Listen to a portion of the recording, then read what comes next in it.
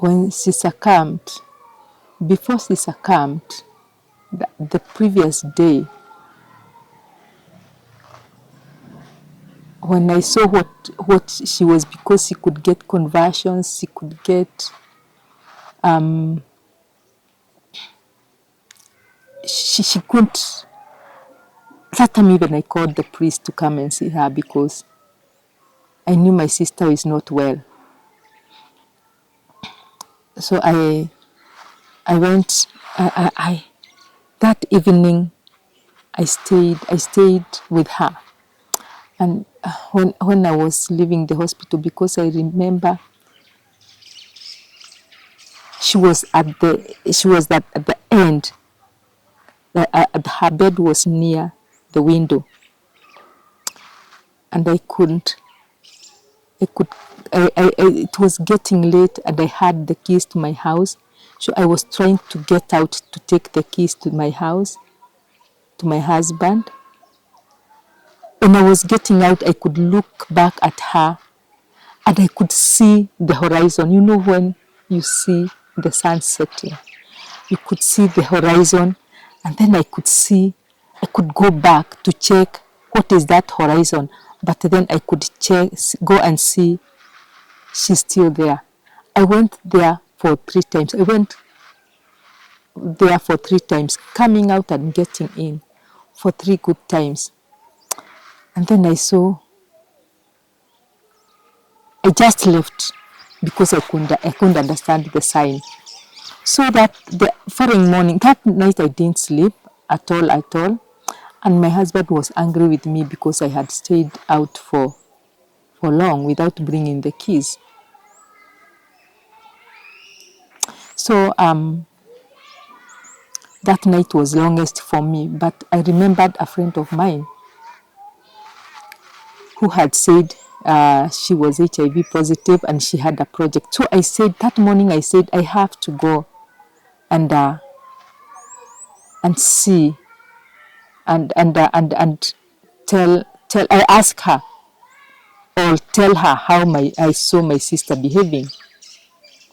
When I went to her, she was a friend of mine because we had brought her first son and my son were age mates, and we used to share everything together, like food stuff for our children. We could chat with her.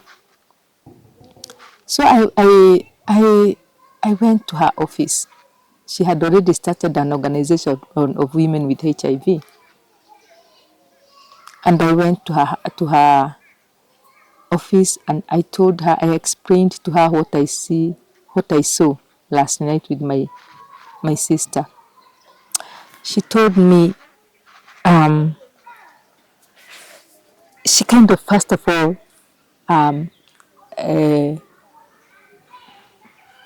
she didn't like it because myself, I used to face her and tell her, I know you are not HIV.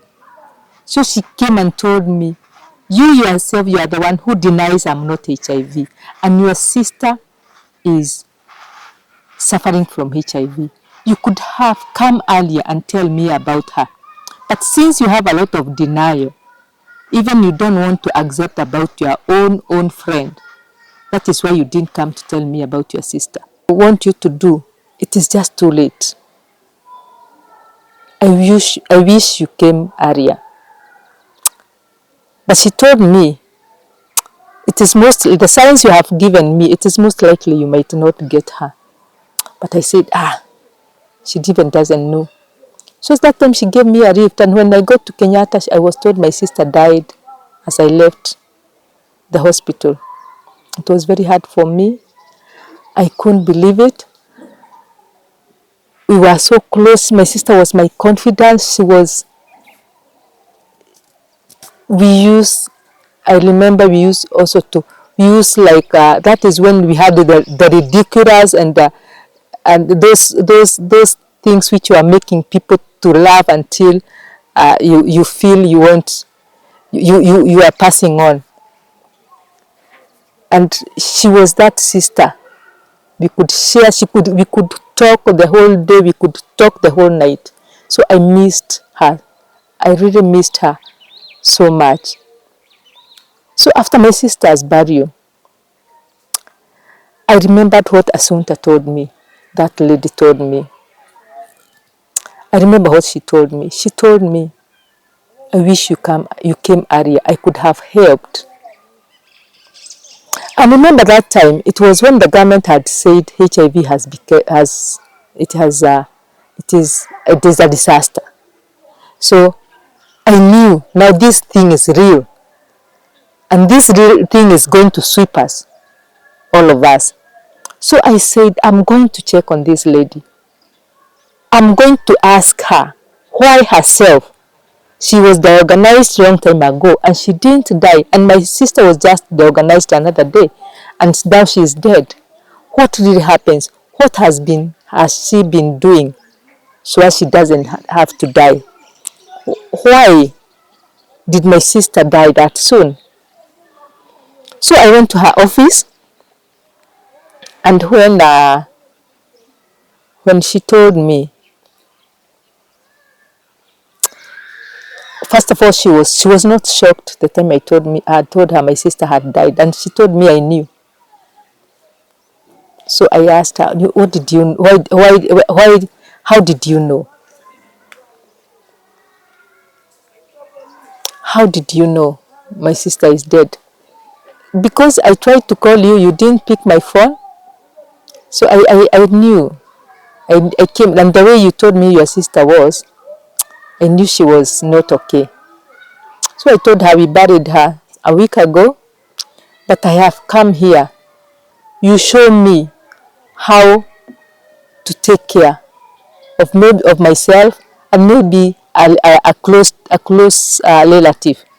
I don't want any other person to die of HIV as I watch. So teach me. I told her to teach me how to do it. But that time I was so beautiful. I was a classic lady, working in the beauty world. You are so beautiful. So she didn't understand that I want to leave the beauty world to go and take care of people who are living with HIV. So I told her, yes, I wanted. In fact, I didn't share it with my husband. I didn't share it with him. I just woke up and went to that lady. So she told me, are you sure you're going to do it? I told her, yes. No, she took me to a slum area and she told me, this is where you'll be working. Are you going to agree? I told her, yes. When I went to that slum area, I found myself there. I said to myself, yes, this is what I want. Remember, I had the same feeling when I was taking care of the old people and the poor people. So I found myself there again.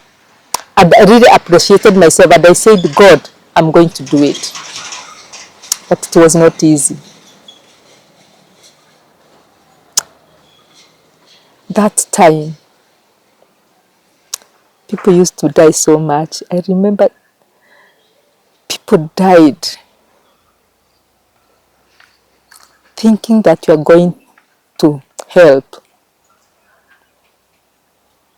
I didn't find any help I could offer. First of all, I had just learned I was taken to a training of doing home-based care. Here I am, I'm trying to do home-based care. There were no medicine, there was nothing. Just to counsel people. There were no food, nothing. Just to register people who are coming to us and then referring them to the main office where they are going to be cancelled. So many people died. I remember one lady, her name was Mercedes. I was called by another person who told me they don't think that lady had died. So they called me to go and check on her. But when I went to check on her, I got the relatives were there outside. They were dancing, collecting money. So I asked the person who had taken me there, are you sure this person is not dead? And where are they dancing? Where are they collecting money? She told me, let us get in and see how, if she's really dead. But I really feared death myself. So first of all, she entered to the house, and the house was very dark, but I could see her eyes, and I could see her trying to talk. So as we were taught, because that the TB now was in the high, it was in Lamped at that time. It was very many. We were taught when we entered to such house to go and open the windows, and the lady was alive. So what I understood, they were waiting for her to die, so as she can be taken home.